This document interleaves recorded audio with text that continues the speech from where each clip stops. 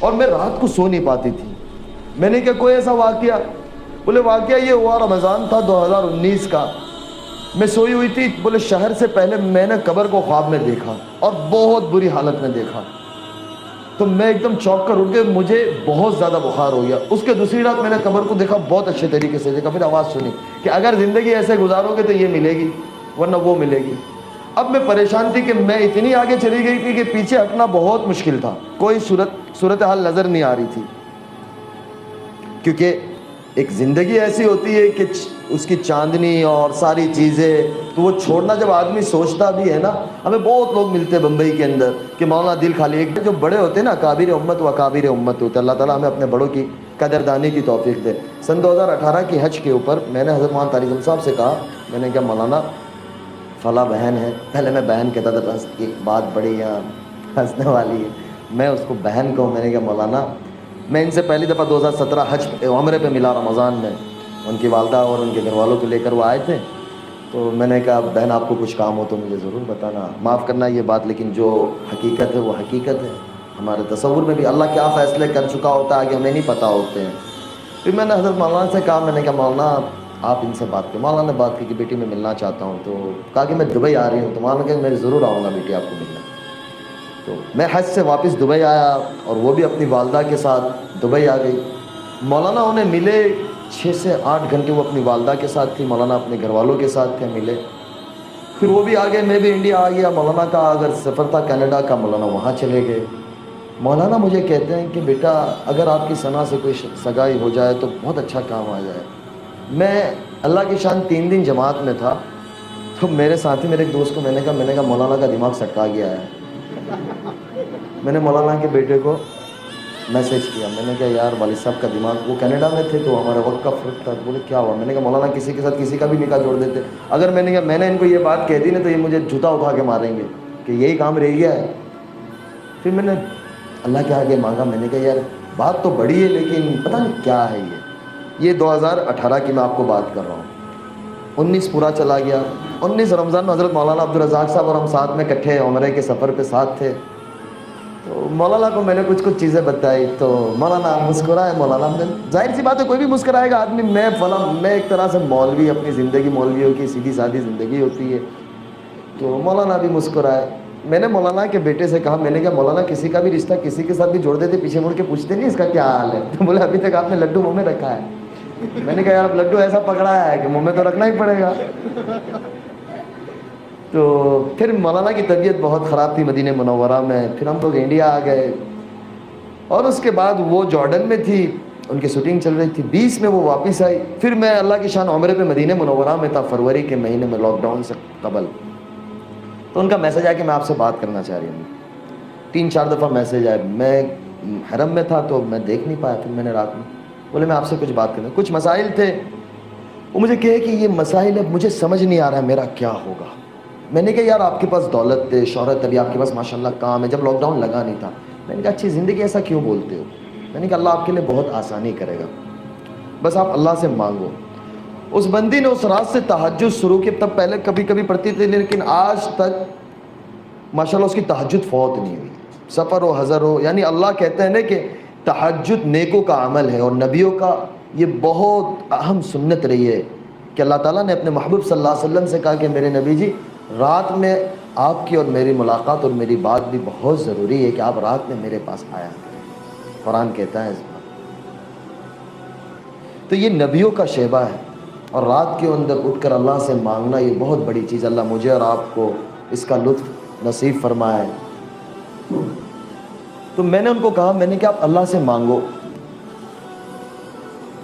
تو فروری کا زمانہ تھا، لاک ڈاؤن لگ گیا. انہوں نے اللہ سے مانگنا شروع کیا. کچھ مسائل تھے. میں نے کہا اللہ تعالیٰ تمہیں اس مسائل سے، اور کوئی دوسرے مسائل نہیں تھے، بس وہ زندگی کے اندر سکون نہیں تھا، چین نہیں تھا. میں نے کہا اللہ تمہیں نکالے گا. جیسے جیسے رمضان قریب آتا گیا، شعبان آتا گیا، انہوں نے کہا کہ میں نے اپنے گھر میں بند کر دیا ہے جو ٹیلی ویژن تھا. میں نے کہا یار شروع رکھو، کیوں بند کیا؟ میں نے کہا چلاؤ یار کیا مسئلہ ہے؟ بولے بس دل نہیں ہوتا. رمضان آ گیا. رمضان میں ماشاءاللہ معمول کے مطابق ہر سال 2 قرآن ختم ہوتے تھے پہلے ان کے. اس سال انہوں نے 3 قرآن ختم کیا. میں نے کہا بڑا اللہ مبارک کرے. رمضان کے بعد انہوں نے مولانا کو کہا کہ مجھے نکاح کرنا ہے انس سے. مولانا کا پھر مجھے آیا. میں نے کیا مولانا 2018 سے یہ 2020 ہو گیا ماشاءاللہ سے، میرے والدین بھی میں نے کیا انتظار کر رہے ہیں، ظاہر سی بات ہے میں ایک ہی بیٹا اپنے والدین کا، تو میں نے کیا مولانا بولے نہیں اب ہوگا. تو پھر مجھے کچھ سمجھ نہیں آ رہا تھا، تو میں نے ٹھیک ہے، میں نے کیا جون جولائی کا مہینہ تھا اور اسی کے اندر 2-3 ماہ اور گزر گئے. میں نے ان کو کہا یار پھر جیسے اللہ کی طرف سے امتحان بھی آتا ہے، جیسا بندہ ہوتا ہے نا ایسا امتحان ہوتا ہے، لیکن بندہ جمع رہتا ہے نا تو اللہ کی مدد آتی ہے. بندے کی دل کی نیت صاف ہوتی ہے اور مضبوط ہوتی ہے نا تو اللہ تعالیٰ کی مدد ایسے آتی ہے. اتنا کام آنا شروع ہوا، جیسے لاک ڈاؤن کھلنے گیا تو وہ جو پتہ نہیں نوجوان سارے بیٹھے ہیں، مجھے نام یاد رہے گا، خطروں کے کھلاڑی ایک شو آتا ہے، پتہ نہیں آپ نوجوان بیٹھے ہوں گے، میں نے دیکھا کبھی نہیں ہے لیکن وہ بتاتے تھے. تو اس کی آفر آئی، بولے پہلے جا چکی تھی اور بہت زیادہ. میں نے کہا چلے جاؤ کر لو آپ. میں نے کہا کر لو، ہمارا کیا ہے، 10 دن کی بات ہے آپ کی. بولے نہیں بس نہیں کرنا. اس کے بعد جو انہوں نے ویب سیریز یعنی ایک شوٹنگ کی تھی اس کا دوسرا پارٹ آنا تھا، اس کے لیے وہ بہت زیادہ مشہور ہوئی تھی. تو کام بولے اتنا آیا کہ 17-18 سال کی زندگی میں کبھی اتنا نہیں آیا، اتنا کام آنا شروع ہو گیا. میں نے کہا یار کر لو. پھر انہوں نے کہا کہ میرے سر سے میں دوپٹہ کبھی نہیں اتاروں گی. میں نے کہا دیکھو یہ بہت بڑا فیصلہ ہے، یہ آسان نہیں ہے. میں نے کہا آپ اپنی زندگی انجوائے کرو. ہمارا دین کسی کو کسی طریقے سے باندھنا نہیں چاہتا. اللہ تعالیٰ نے ہمارے دین میں بڑی آسانی، بڑی سہولتیں اور بہت زبردست دیا ہوا ہے دین. یہ دین اللہ تعالیٰ مجھے اور آپ کو سمجھا دے، اس کا اصل دین ہمیں اور آپ کو سمجھا دے. تو میں نے ان کو بولے بس میں نے طے کر لیا. مجھے کہا کہ مجھے اناؤنس کرنا ہے، مجھے چھوڑ دینا ہے. میں نے کہا یار آپ سوچ لو. میں ٹالتا رہا. اکتوبر آ گیا. بولا آپ نے اب نہیں کہا نا تو میں اپنے اعتبار سے اناؤنس کر دوں گی. میں نے کہا یار خاموخواہ کیوں یہ کر رہی ہو. بس بولے بس میں نے 17 سالی زندگی کے اندر لوگوں کو اس سے نقصان پہنچایا ہے، تو میرا نیت ہے کہ میں اللہ کے بندوں کی اور انسانوں کی خدمت کروں. دنیا میں بسنے والے ہر انسان چاہے جو بھی مذہب کا ہو، میں اس کے لیے کام آؤں، میں اس کے لیے خدمت کروں. لوگ پریشان حال ہیں تو میں اس کے لیے خدمت کروں اور اللہ مجھ سے کام لے گا. مجھے کہ میں ان کے کام آؤں. میں بڑا یعنی ارادے نہیں کہ اللہ تعالیٰ ان کو اس کے اوپر اتارا کہ میں کوئی ہاسپٹل بناؤں، میں اس طریقے سے کچھ کام کروں. میں نے کہا یار یہ بہت بڑا فیصلہ ہے. 9 اکتوبر تھا. میں نے کہا دیکھو آپ سوچ لو. بولے نہیں بس میں نے طے کر لیا. میں نے کہا ٹھیک ہے. پھر مغرب کے بعد ڈالا، دوسرے دن اس کو میڈیا نے کور کیا اور چھوڑو. میں نے کہا دیکھو یہ بہت بڑا فیصلہ ہے نا، یہ یاد رکھنا. بولے نہیں. میں نے کہا بس اللہ میاں خیر کرے. اور پھر ایسا وقت گزرتا گیا، نومبر آ گیا تو مجھے بزرگوں نے، میں نے مولانا سے مشورہ کیا، مولانا کہ بس نکاح کرنا ہے. پھر بزرگوں کے مشورے سے نکاح ایسے ہوا کہ آپ یقین نہیں کرو گے، میرے بہنوی نے میرا ایک جوڑی کپڑا تیار کیا. مجھے پتا بھی نہیں تھا میرا جمعہ کو نکاح ہے، جمعرات کو میرے پاس کپڑا نہیں تھا. میں نے کہا بس ہو جانا ہے، جا کے مسجد میں بیٹھ گیا. حضرت مولانا احمد لاڈ صاحب کا بیان مسجد میں شروع تھا، مولانا لے کے گئے، میں باتھ روم میں تھا، تیار ہو رہا تھا. یعنی وہ سچویشن میں نکاح ہوا ہے. لیکن میں آپ کو ایک بات بتلاؤں کہ جو آدمی معمولات کا اور اعمال کا پابند ہوتا ہے نا، اللہ کے ساتھ اس کی اتنی مدد ہوتی ہے کہ میں آپ کو بتا نہیں سکتا، اور اللہ اس کے کام بنا دیتا ہے. دوسرے دن ہفتے والے دن ہمارا چھوٹا سا ایک ولیمہ تھا، کیونکہ کووڈ کا زمانہ تھا تو ہم نے 100-150 کے درمیان میں جو گورنمنٹ کی گائیڈ لائنس تھی اس کے اعتبار سے ہم نے گھر والوں کے درمیان میں دوستوں کے اندر چھوٹا سا ایک ولیمہ کیا. تو شام کے وقت تھا تو ظاہر سی بات ہے تیاری ہوتی ہے، گھروں کے اندر مہمان ہوتے ہیں، تھوڑے بہت 10 مہمان بھی ہو جاتے تو مستورات میں یہ ہوتا ہے. اب ظاہر سی بات ہے دلہن وہ خود تھی، اس نے اس کی سورہ واقعہ پڑھی ہے، سورہ رحمان پڑھی ہے، سورہ سجدہ پڑھی ہے. آج جب عشاء کے بعد فارغ ہو تو مجھے کہنے لگی مجھے سورہ رحمان سورہ واقعہ پڑھنے کا. مولوی کھڑا ہو جا تو بھی اب چپ چاپ، اب کوئی رستہ ہی نہیں ہے. میں نے کہا 1:30 بج رہا ہے، کل پڑھ لیں گے، چھوڑو نا. میں نے کہا ابھی سو جاؤ، نماز تو پڑھ لی ہے. بولے نہیں یہ تو پڑھنا ہے. میں نے کہا اللہ میاں خیر کرے. تو خلاصہ یہ نکلا کہ اللہ تعالیٰ جب دل میں ڈال دیتا ہے اور تھام لیتا ہے نا تو اللہ پھر کام بھی ایسا لے کے آئے، لوگوں کے دلوں میں محبت ڈال دیتا ہے، عزت ڈال دیتا ہے. ہماری ایک بہن ہے انڈسٹری میں، ان کا نام میں نہیں لوں گا، وہ یعنی اتنی مشہور ہے اور ماشاءاللہ سے وہ یعنی ہر وقت کسی بھی طریقے سے لائٹ میں رہتی ہے. وہ ان کو میسج کرنے لگی کہ یار آپ گاڈ کی اینجل ہو، آپ میرے لیے دعا کرو کہ اللہ میرے لیے بھی اچھا کر دے، اور آپ کو دیکھ کے بڑا اچھا لگتا ہے، سکون آتا ہے. تو میں نے ان کو کہا کہ آپ اس سے ملو. تو مجھے کہتی ہے کہ سنا پہلے مجھے ایسا لگتا تھا کہ آپ نے یہ چھوڑ دیا، آپ کی دنیا ختم ہو گئی، یعنی اب آپ کا سارا کچھ ختم ہو گیا. لیکن ایسا لگتا ہے کہ ماشاءاللہ آپ بہت اچھی دنیا میں چلی گئی ہو اور آپ بڑی خوبصورت لگتی ہو، اور ماشاءاللہ آپ کی اللہ تعالیٰ نے نور ڈال دیا ہے، زبان میں تاثیر ڈال دی ہے. اور پھر اور کوئی بات کہہ دی ہوگی تو 4 دن کے بعد اس بات اللہ تعالیٰ نے سچ کر دی اور ان کا کام ہو گیا. تو لوگ آنا شروع ہوئے. تو پتہ یہ چلا کہ اللہ تعالیٰ میرے اور آپ کے اندر وہ صلاحیت رکھی ہے، لیکن اس صلاحیت کو ہم کھولیں اور اللہ کے آگے مانگے کہ اللہ میرے اور آپ سے ایسا کوئی کام لے لے کہ جو ہماری آخرت کا ذریعہ بن جائے. دنیا 4 دن کی ہے. یہ کورونا کے زمانے میں سب کو پتہ چل گیا کہ یعنی کوئی بتا نہیں سکتا کہ میں اتنا وقت رہوں گا اور میں ایسا کروں گا اور میں ایسا کروں گا. ارادہ کرنا اور اللہ سے مانگنا ہمارے ہاتھ میں، اس کو پورا کرنا اللہ کے ہاتھ میں ہے.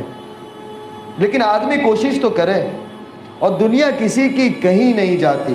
وہ مجھے کہتی ہے کہ آج، یعنی میں خود یہ بات کو سمجھتا ہوں کہ یہ پہلے میں اتنی مشہور نہیں تھی. ہماری ماں بہنیں اور بڑی اماں جو گھروں میں ہوتی ہے، وہ ثنا خان کون تھی پہلے نہیں جانتے تھے، لیکن اب کہتے وہ ثنا خان ایک ہے. ایک اماں مجھے کہنے لگی، کل کی بات ہے، کل ایک جگہ پہ میں تھا تو وہ بڑی عمر ہمارے نانا رحمۃ اللہ علیہ کے زمانے سے ان کے ساتھ تعلق تھا، تو میں ان کی ملاقات کے لیے حاضر ہوں. بولے وہ گجراتی مجھے کہنے لگی، પેલી કોઈ સના ખાન જે આપણા ગુજરાતી પોયરા સાથે શાદી કરેલી છે કે એ તું જ છે. પછી મને ખબર પડી કે તો मैंने कहा वो किस में थी आपने पहले देखी ना कि હમણાં જોઈ તારી વાઈફને કે मैंने कहा दुआ करजो મારા માટે.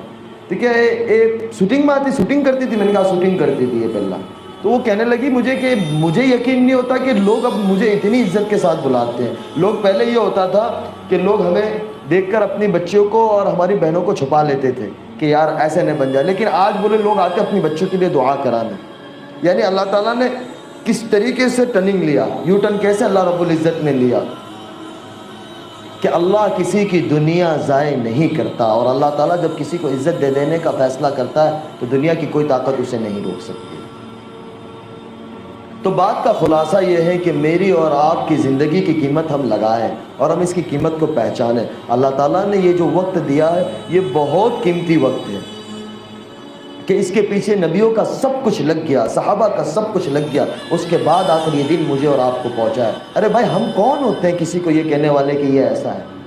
हम जाकर देखें तो सही कि अल्लाह ने बतौर ईमान वाला हर एक को बहुत बड़ी नेमत दी है कि उसने एक दफ़ा भी ला इलाहा इल्लल्लाह मुहम्मदुर रसूलुल्लाह पढ़ा है, वो अल्लाह की नज़र में बहुत कीमती है. मैं और आप उसकी कीमत नहीं लगा सकते और मैं और आप उस